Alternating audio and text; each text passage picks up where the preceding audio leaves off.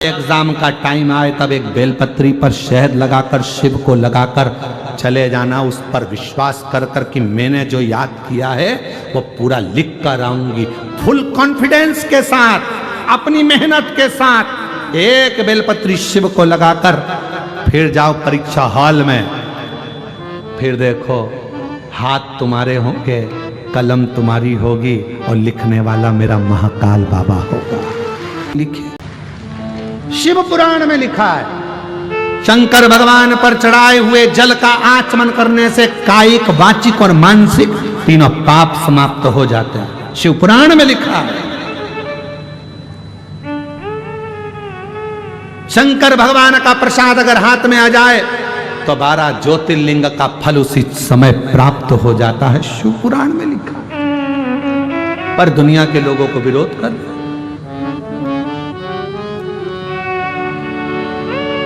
आगे वर्णन आया है, 12 ज्योतिर्लिंग का स्मरण कराया है।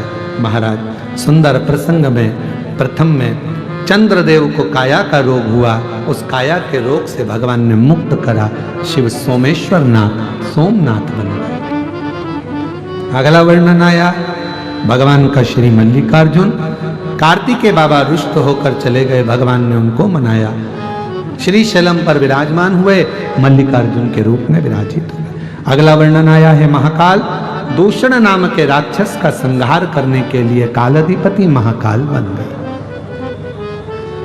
फिर वर्णन आया है ओंकारेश्वर, बिंद नामक पर्वत के तप से भगवान ओमकार बनकर प्रकट हुए।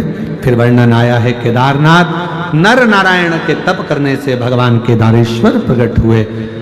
कुंभकर्ण का बेटा भीम जो भगवान के मंदिर तोड़ रहा था, शिवालय तोड़ रहा था, शिव जी ने उस भीम का संहार करा तो शिव जी का नाम भीमा शंकर हो गया। मनु शत्रुपा ने शिव की स्थापना कर गंगा के घाट पर आराधना करी तो भगवान विष्णुनाथ हो गए। अगला वर्णन आया है गौतम बाबा पर गौ हत्या का दोष लगा, माहिल्या ने भगवान ब्रह्मा विष्णु महेश की आराधना करी है बाबा की, और बाबा सुंदर आनंद के साथ विराजमान हुए, त्रिवेणी के रूप में, त्र्यंबकेश्वर के रूप में विराजित हो गए। अगला वर्णन है वैद्यनाथ बाबा का। रावण भगवान शंकर का शिवलिंग लेकर जा रहा था, संध्या होने के कारण बस भूमि पर रखवाया। तब बेजू वाले ने जब जमीन पर रखा तो बाबा वैद्यनाथ के रूप में विराजित हो गए। अगला वर्णन है नागेश्वर बाबा का, दारुक नाम के राक्षस का संहार शिव जी ने करा, नागेश्वर के रूप में विराजमान हुए। फिर वर्णन है रामेश्वर बाबा का, लंका पर चढ़ाई करने के लिए राम जी चले। रावण को मारना सरल नहीं था क्योंकि शिव का भक्त था, शिव की आज्ञा ली तब लंका पर चढ़ाई करे और रावण का अंत कर राम जी महाराज रामेश्वर धाम की स्थापना कर। आगे वर्णन आया है कृष्णेश्वर का। सुधर्म नाम के ब्राह्मण की 2 धर्म पत्नियां थी, घूष्मा और सुदेहा। सुदेहा के यहां संतान नहीं थी, घूष्मा को औलाद हुई। पति ने कहा तेरे को तो और भी संतान हो जाएगी, इसको तो सुदेहा को दे दे। सुदेहा को दे दी। वो संतान सुदेहा ने पाल पोस कर बड़ा करा, विवाह हो गया, बहू आ गई। बहू को मालूम पड़ा कि मेरे असली सास घूष्मा है, सुदेहा को नहीं पूछती थी, क्रोध आ गया। सुदेहा ने अपने बेटे के टुकड़े कर दिए, कपड़े में बांधकर तालाब में फेंक दिए। घूष्मा शिव की आराधना करने वाली, शिव का शिवलिंग का निर्माण कर कर पार्थिव पूजन कर कर विसर्जन कर रही थी। मन में आया बहुत दिन से बेटे को नहीं देखा, याद करा। जैसे ही शिवलिंग का विसर्जन करा, मरा हुआ बेटा तैरते हुए वापस बाहर आ गया। शिव जी का नाम कृष्णेश्वर महादेव हो गया। 12 ज्योतिर्लिंग का सुंदर प्रसंग तुमरुका जी ने चंचुला देवी को श्रवण कराया। हे चंचुला, तुम्हारा पति प्रेत योनि से मुक्त हो रहा है। चंचुला का पति प्रेत योनि से मुक्त हुआ। सुंदर देव आभूषण वस्त्र धारण कर कर देव योनि को प्राप्त हुआ। चंचुला खंड सौभाग्यवती होकर शिव के धाम चली गई, पति के धाम चले। भगवान देवादिदेव महादेव से तुमरुका जी को देखा। शिव जी ने कहा तुमरुका जी, तुमने शिव महापुराण की कथा कही है, तुम्हारी दक्षिणा क्या दूं? तुमरुका जी कहते हैं दक्षिणा में अगर देना चाहते हो तो ऐसा वर दे दीजिए, कलयुग में, कलिकाल में, जहां शिव महापुराण की कथा हो और जो भक्त शंकर की इस पवित्र कथा को श्रवण करे, भूमि पर बैठकर जब वो श्रवण करे, भूमि को नमन करे और भाव से जब शिव पुराण की कथा को सुने, उसके मन में जो कामना हो मेरे भोले बाबा उसकी वो कामना पूर्ण हो जाए, ऐसा वर दीजिए। तुमरुका जी कलिकाल में, संसार में जो शिव महापुराण की कथा को प्रेम से, भाव से, हृदय से श्रवण करेगा, पूर्ण श्रद्धा और विश्वास के साथ सुनेगा, उसकी मनोकामना में शिव पूर्ण करूंगा, ये वर दे दिया। भगवान ने अपने मस्तक की बेलपत्र उठाकर शिवपोथी को समर्पित करी। बाबा देव अधिदेव महादेव का सुंदर आनंद हुआ। बहुत विरोध होता है शिव पुराण का, जितना विरोध हुआ है शायद दुनिया में किसी पुराण का नहीं हुआ। बहुत, क्यों मंदिर जा रहे हो, क्यों जा रहे हो, क्या होगा, जल चढ़ाने से क्या होगा, एक लोटा पानी से, एक लोटा जल सारी समस्या का हल। तुम्हारे जीवन के सारे दुखों को धो देता है वो एक लोटा जल। तुम्हारे जीवन की सारी तकलीफों को धो देता है वो एक लोटा जल। अजय, वो एक लोटा, बस भाव शुद्ध हो, जो जैसी भावना वो वैसा ही फल पाया। लीवर और किडनी दोनों ने काम करना बंद कर दिया था।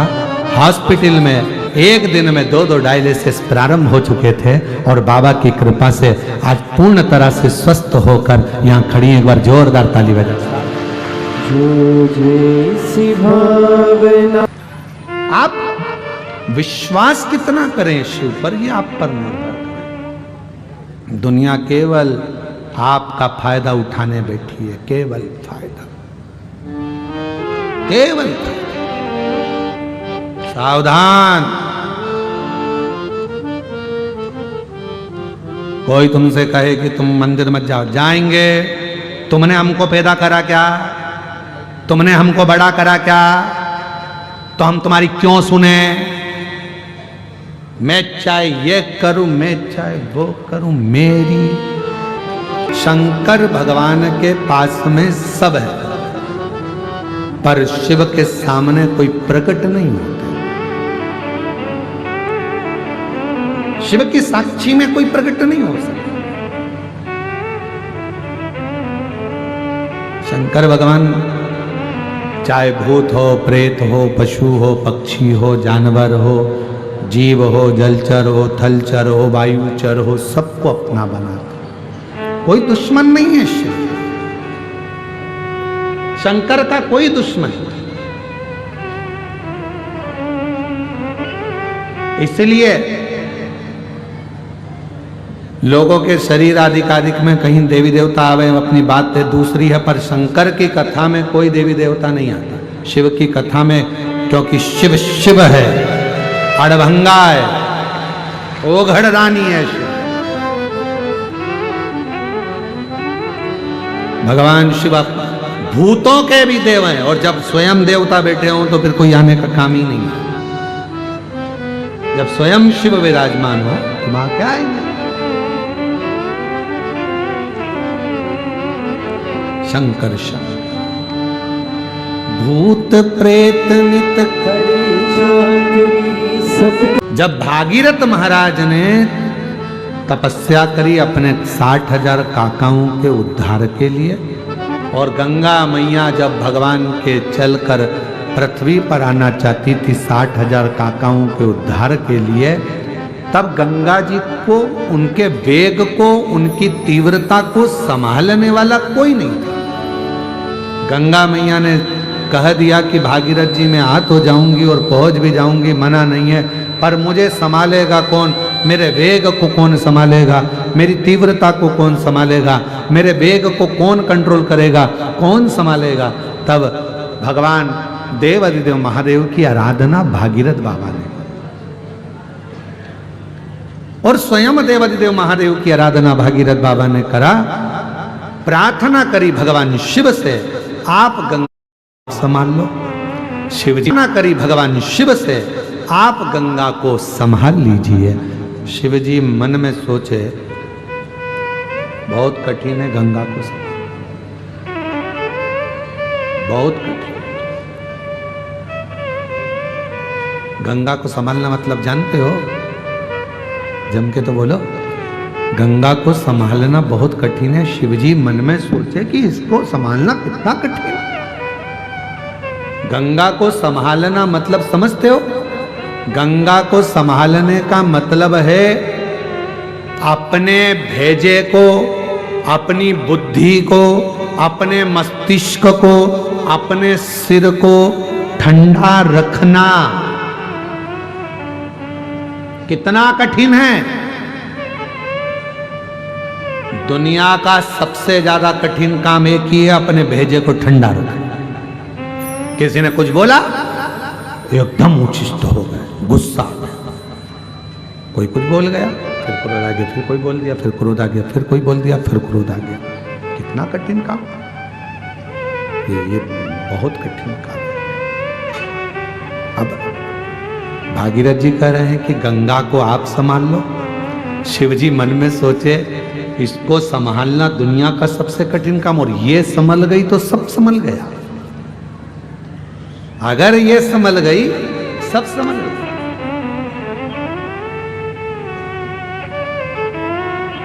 जिसकी दृष्टि में कोई कुछ बोले, आग लगे बस्ती में अपन रहो मस्ती में। कोई ने कुछ बोल दिया और अगर आप के चेहरे पर प्रसन्नता है ना, समझ लेना कि दुनिया के सबसे बड़े साधु और तपस्वी तुम ही हो, जो किसी बात का तुम्हें फर्क ही नहीं पड़ता। जो हो रहा है होन दो। बोल दिया ना जान, के गया ना जान, गाली दे दी ना जान।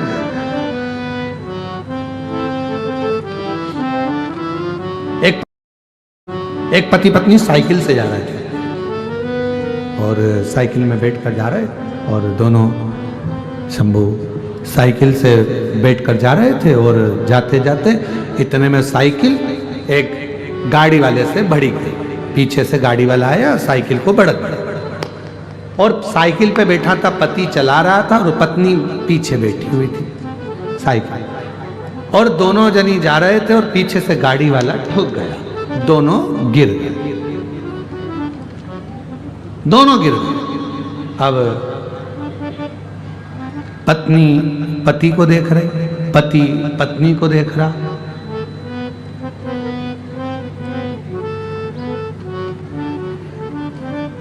पत्नी को गुस्सा आ गया बहुत तेज।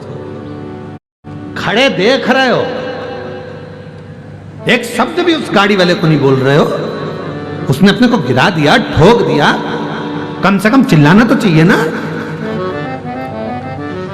पति बोला नमः शिवाय, नमः शिवाय, नमः शिवाय। बस पूरी जिंदगी यही करते रहे, नमः शिवाय, नमः शिवाय। अरे वो ठोक के चले गया, अपन नीचे गिर गया। बोलो ना उसको, गाड़ी वाले को कुछ तो बोलो। मैं जाऊं क्या बोलने?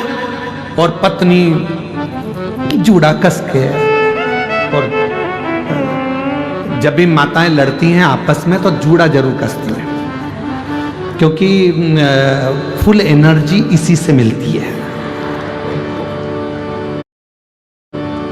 Full energy. बड़ा रखी, मूछें बड़ा कर रखी, बाल बढ़ा के रखे। और एक पंडित जी बहुत सारे शास्त्र पढ़ रहे थे, बहुत विद्वत्ता की बातें कर रहे थे। पंडित जी जब नीचे उतर गए तो लड़का गया, नया नवयुवक बच्चा था, पंडित जी के पास जाकर बोला, क्यों महाराज जी एक बात बताओ कि तुम में इतना ज्ञान कहां से आ जाता है जो तुम इतनी बड़ी बड़ी बातें कह देते हो? पंडित जी बोले, देखो ये हमारी जो चोटी है ना, ये एंटीना है, ऊपर से सीधा आता है ज्ञान, हम मुख से बोल देते हैं। तो इतने में लड़का बोला, तुमसे बड़े बाल तो मेरे हैं, तुमसे ज्यादा ज्ञान तो मेरे पास आना चाहिए। पंडित जी बोले, ज्ञान तो आता है पर तुम्हारा ये अर्थिंग का तार है ना, नीचे चला जाता है, ये सब नीचे टपक बचता ही नहीं। महाराज पत्नी बोली मैं उठूं, मैं जाऊं उससे लड़ने? पति बोला नमः शिवाय, ओम नमः शिवाय, तेरे हाथ जोड़ो, साइकिल पे बैठ जा, अपन दोनों चले घर। मैं बोले बगैर नहीं रहूंगी। पति बोला नमः शिवाय। क्यों झगड़ा करना बेमतलब का? नहीं ध्यान दिया होगा, ठुका गई साइकिल, काय का बोलना? ये अपने को ठोक के जा रहा है, इसका भी बाप संसार में जन्मा होगा, क्यों चिंता करती है? उसके यहाँ देर है, अंधेर नहीं है। अपन बोलेंगे तो अपन ने जवाब दिया, अपने जवाब देने की जरूरत नहीं पड़े, जवाब महाकाल राजा दे, इंतजार कर। चल आगे चल। दोनों साइकिल से जा रहे तो गाड़ी वाला अपनी गाड़ी निकाल कर तेज भुर भुर भुर भुर भुर चला। अब ये दोनों धीरे धीरे, अब साइकिल तो साइकिल के लेवल से चलेगी, धीरे धीरे चल रहे थे। आगे जाके एक मोड़ आया, उत्ते गाड़ी छोड़ आया, और मोड़ जैसे ही आया, आने पे वो गाड़ी खाई में गिर गई। पड़ा हुआ था, शरीर हांपड़ी भर रहा था, कुछ भी नहीं बचा था। ये साइकिल से पहुंचे, भीड़ लगी हुई थी। क्या हुआ? कोई गाड़ी नीचे गिर गई है। जो देखा गाड़ी वही थी। पति ने पत्नी से कहा, देख तू जवाब देती तो उसको बुरा लगता, उसने जवाब दे दिया, पूरा हिसाब वो पूर्ण करता है, अपने को नहीं। अपने को जवाब दे, जवाब दे वो। जवाब देने की जवाबदारी उसकी है, अपन क्यों? अपन विद्वत्ता में रहो, शांति।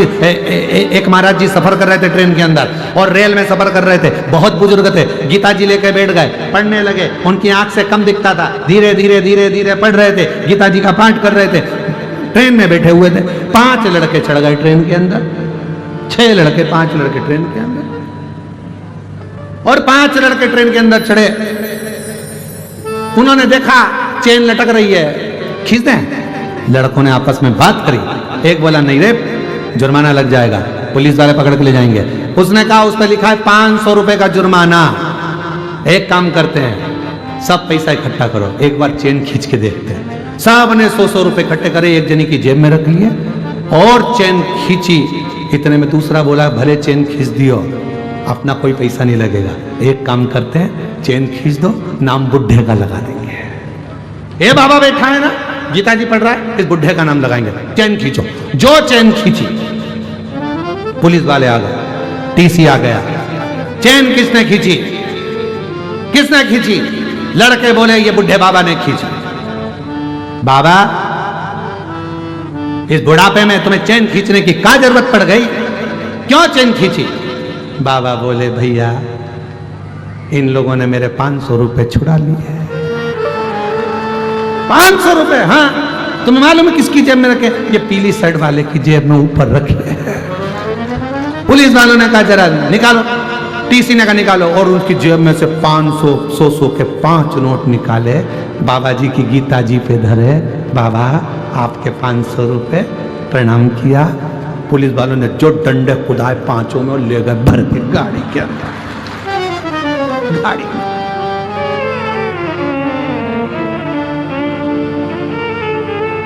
ये समझ रहे थे बाबा है, और बाबा बाबा नहीं है। समझ, गीता ज्ञान देती है, विद्वत्ता होना चाहिए, ज्ञान होना चाहिए। जिस गीता का हम अध्ययन कर रहे हैं, जिस पुराणों को हम सुन रहे हैं, उसका ज्ञान हमारे अंदर हो। कोई विद्रोही नहीं, कोई विद्रोही नहीं, कोई द्रोही नहीं। तारकासुर ने कह दिया था अपने बेटों को, बच्चों को कि यहाँ कोई हमारा दुश्मन नहीं है, सब शिव के हैं। भूत प्रेत नित करे चाकरी, और सबका यहाँ भूत प्रेत नित करे चाकरी, सबका यहाँ गुजारा। अजब है भोलानाथ ये दरबार।